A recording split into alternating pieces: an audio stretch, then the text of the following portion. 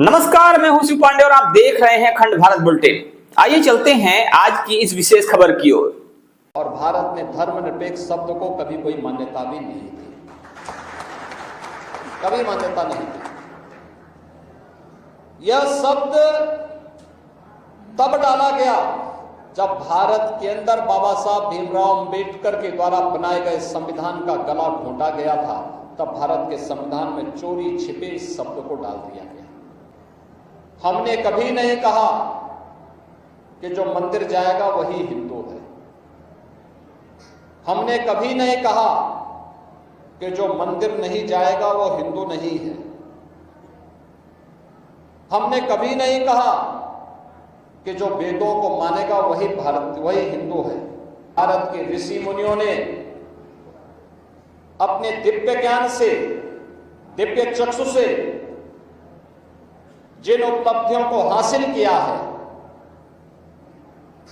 अध्यात्म की उन ऊंचाइयों तक पहुंच पाना विश्व मानवता के लिए आज भी एक चुनौती बनी है कि जाति पाति पूछे नहीं कोई, हर को भजे सो।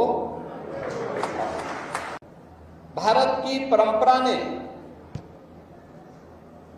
अपनी विरासत को सगुण और निर्गुण दोनों ब्रह्म को की उपासना मान करके आगे बढ़ाया है।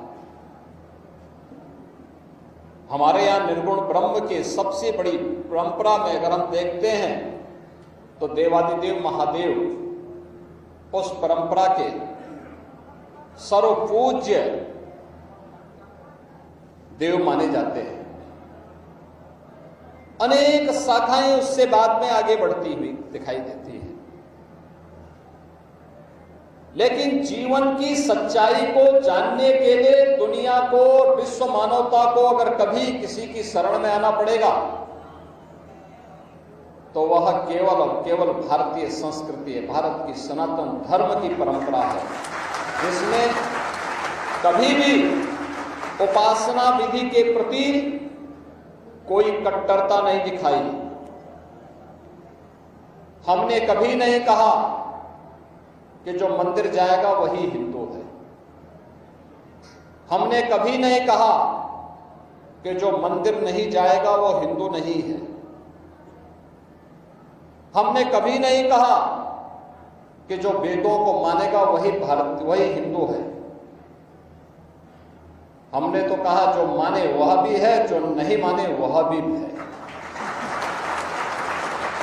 सबको गले से लगाया। हमारी परंपरा तो इस बात की आग्रही रही है कि जाति न पूछो साधु की, पूछ लीजिए ज्ञान। हमने तो संत रामानंद के इस भाव को भी आत्मसात किया है कि जाति पाति पूछे नहीं कोई, हर को भजे सो।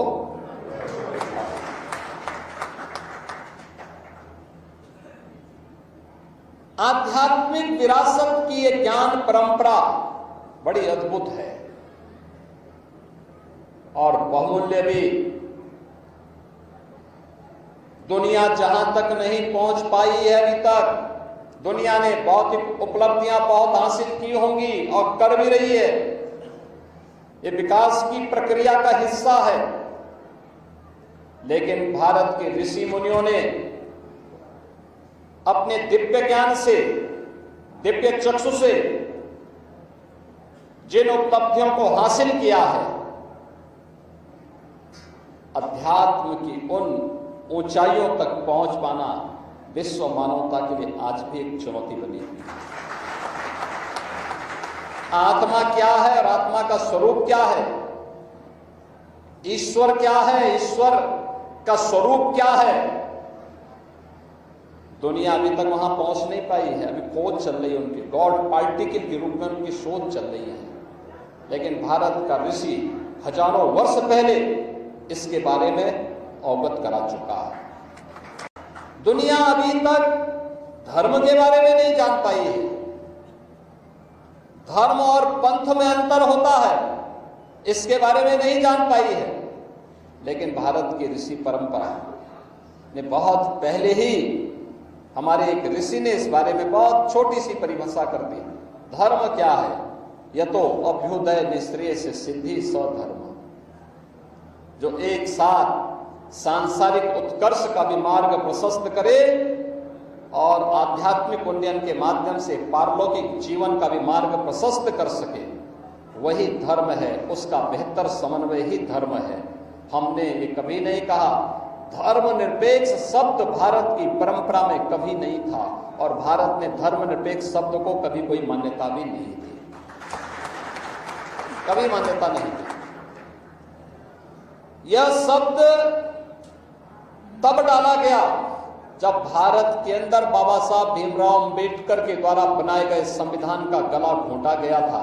तब भारत के संविधान में चोरी छिपे इस शब्द को डाल दिया गया। तो इस विशेष खबर को लेकर आपका क्या मानना है, आप हमें जरूर बताइएगा। बने रहिए हमारे साथ खबरों को अपडेट के लिए और देखते रहिए आपका अपना चैनल अखंड भारत बुलेटिन। जय हिंद, जय भारत।